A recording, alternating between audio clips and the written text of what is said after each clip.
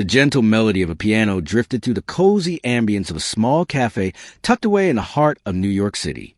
Alex Turner, the CEO of a prominent tech firm, walked in, his tailored suit immaculate, though his eyes betrayed the exhaustion of a long day.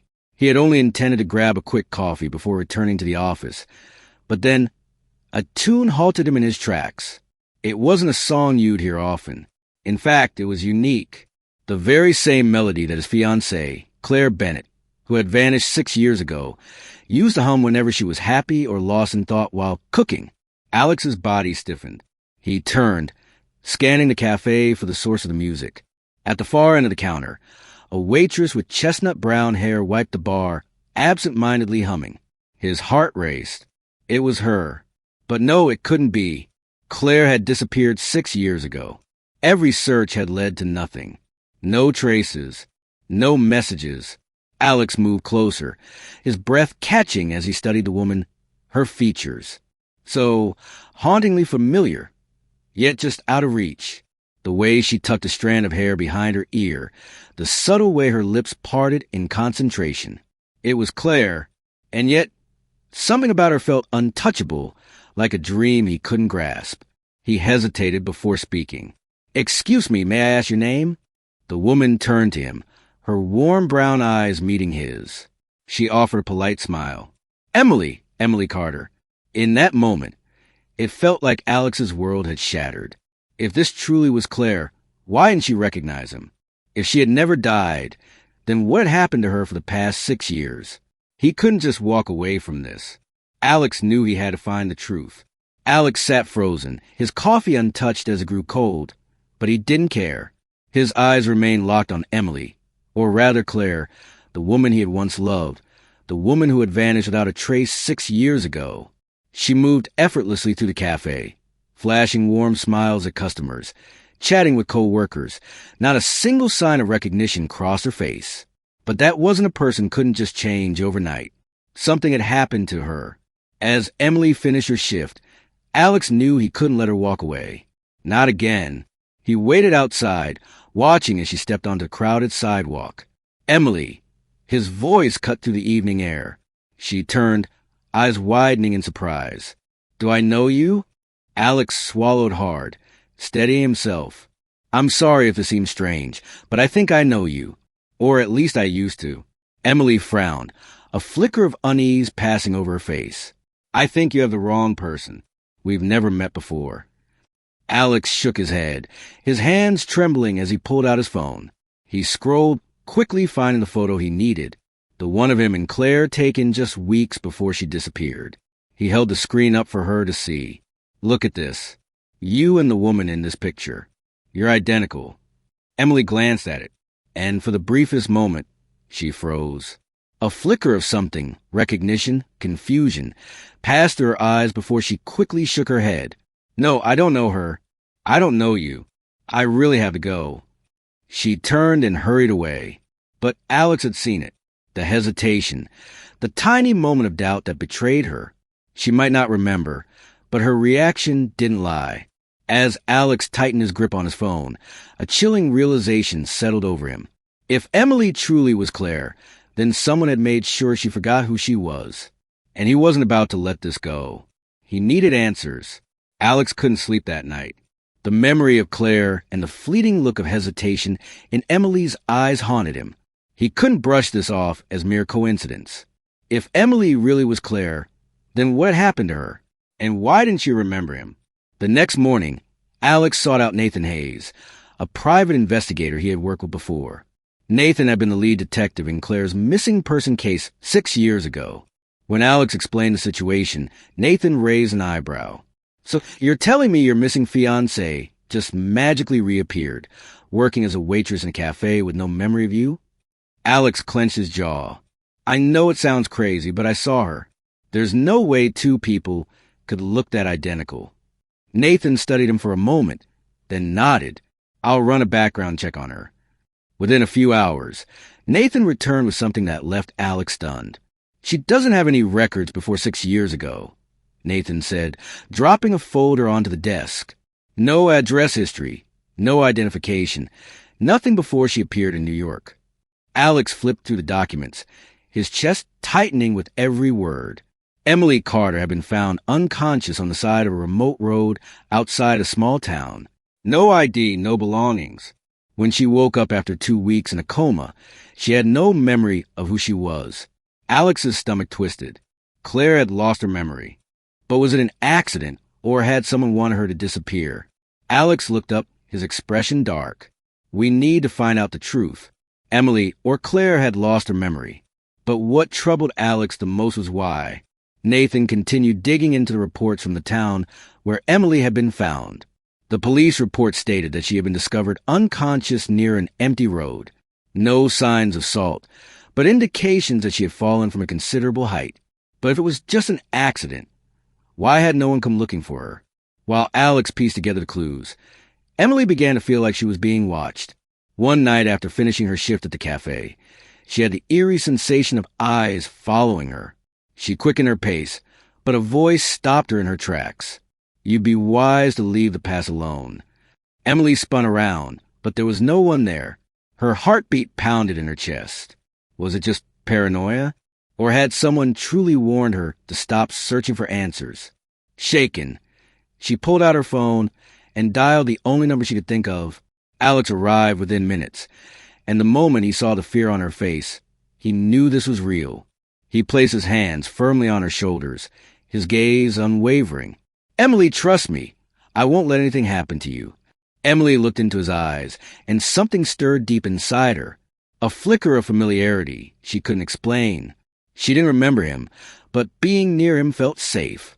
Alex clenched his fists. If someone wanted to keep Emily in the dark, it only meant that the truth they were chasing was dangerous, and he wouldn't stop until he uncovered it all. Emily couldn't sleep. The cryptic warning from a night before kept echoing in her. She told herself maybe it was just a prank, but deep down she knew better. Someone didn't want her remembering. The next morning, Alex brought her to Nathan's office. They sat around a desk, Nathan flipping through an old file. I found this, Nathan said, sliding a photograph toward Emily. Her breath hitched. It was an old picture of her. She was wearing a white dress, standing on a rooftop terrace of a luxury hotel. The scene felt strangely familiar, but when she tried to remember, her head spun with dizziness. Alex rested a reassuring hand on her shoulder. Take it slow. Don't force it. Emily closed her eyes, and then fragments of a memory flooded back. She remembered the night before her wedding to Alex. She had stood on the rooftop, feeling nervous but happy. Then a voice called from behind. Claire. She turned and saw Olivia Bennett, her cousin. But instead of a warm smile, Olivia's eyes were cold, filled with envy. You don't deserve him. Emily took a cautious step back. What are you talking about? Olivia stepped closer. Alex should be with me. Don't you see? And before Emily could react, Olivia shoved her. Darkness consumed her. Emily's eyes snapped open, her entire body trembling. She turned to Alex, panic-stricken. I remember. Alex held his breath. What do you remember? Emily clenched her fists. Olivia! She's the one who made me disappear. Alex stared at Emily, trying to suppress the fury rising inside him. Olivia, the woman Claire once considered family, the woman he had once trusted. Emily was still trembling, but there was determination in her eyes. We have to confront her. Alex clenched his fists. I'm not letting you anywhere near her. Nathan, who had been quiet until now, simply raised an eyebrow. I can track down Sophia, but if we're going to bring her down, we need solid evidence, Mason said. Ethan nodded. He didn't just want to confront Sophia. He wanted to ruin her. It didn't take long for Mason to locate her. Sophia was still living in luxury, attending high-profile events.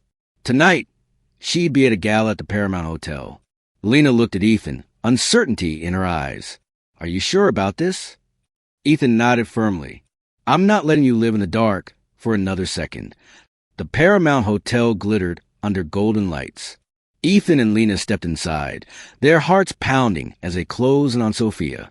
Then they spotted her. Sophia stood in the center of the ballroom, a glass of wine in hand, laughing as if she hadn't stolen 6 years of Lena's life. Their eyes met. Sophia's face went pale. Lena took a step forward, her voice cutting through the noise. You stole 6 years of my life, she said, her tone quiet but razor sharp. Now, let's see if you can talk your way out of this. Sophia froze, her wine glass trembling. She forced a fake smile, lowering her voice. Rebecca? No, that's impossible. You're dead. Lena stepped closer, her gaze unwavering. I'm not dead, Sophia, but you tried to make sure I was. The crowd around them began to take notice. Sophia glanced around, panic flickering in her eyes. I don't know what you're talking about. Ethan stepped forward, his voice cold and steady. Then let me remind you. He pulled out his phone, playing an audio recording from Mason's investigation. A witness from 6 years ago had seen Sophia push Lena. Sophia's composure cracked. Lena held her stare. Why? Why did you do this to me? Sophia let out a bitter laugh, but fear was evident in her eyes. Because you always had everything, and I hated you for it. It was over. Behind them, Mason approached, nodding at Ethan. Game over, Sophia. The police escorted Sophia away, her face twisted in anger but powerless to stop it. Lena stood still, watching as the woman who had once been her cousin disappeared. She felt a mix of relief and disbelief. Ethan gently touched her hand. Are you okay? Lena took a deep breath. I don't know. Rebecca Carter disappeared 6 years ago. Ethan. She doesn't exist anymore. Ethan held her gaze, his voice soft but firm. I don't care if you're Rebecca Carter or Lena Hart. I only care about the woman standing in front of me. Lena felt something shift in her chest. She didn't know what the future held, but she knew one thing. She wasn't alone anymore. For the first time, she reached for Ethan's hand with certainty. Then let's start over. Ethan smiled. There's nothing I'd want more. Under the city lights, they walked forward, stepping into a new chapter together. Ethan knew he couldn't rush her. He had once loved Rebecca Carter with all his heart. But now, standing before him was Lena, a woman with the same face, but heart full of missing pieces. She didn't remember him, but that didn't matter. Ethan decided to love her all over again, as if they were meeting for the first time. Every morning, he stopped by her café, ordering the same thing with a special request. A cappuccino and a smile from the most beautiful barista here. Lena shook her head, chuckling. Do you always say such ridiculous things? Ethan shrugged, his eyes twinkling. Only to you. They took walks in the park, where Ethan shared stories of their past. At first, Lena listened as if they were fairy tales. But then the memories started to trickle back, piece by piece. One evening, as they cooked dinner together, Ethan clumsily dropped a plate of eggs onto the floor. Lena laughed until she suddenly stopped. Wait, she murmured, gripping the counter. This has happened before. Ethan froze. Do you remember something? Lena nodded slowly, as if a door in her mind had just creaked open. A year passed, and Lena slowly regained all her memories. She remembered the way Ethan used to hold her, the way his eyes lit up whenever she smiled. She remembered the promises they had made and the love they had fought for. But most importantly, she realized that whether she was Rebecca Carter or Lena Hart, she loved him all the same. Ethan knew he didn't have to wait any longer. One evening, as the sun dipped into the ocean, he led Lena to the beach where they had once had their first date. As she admired the golden horizon, he knelt down, holding a sparkling ring. Rebecca Carter, Lena Hart. No matter what name you go by, you are the woman I have loved in every lifetime. Will you marry me again? Lena's hands flew to her mouth, tears pooling in her eyes. Ethan, she whispered.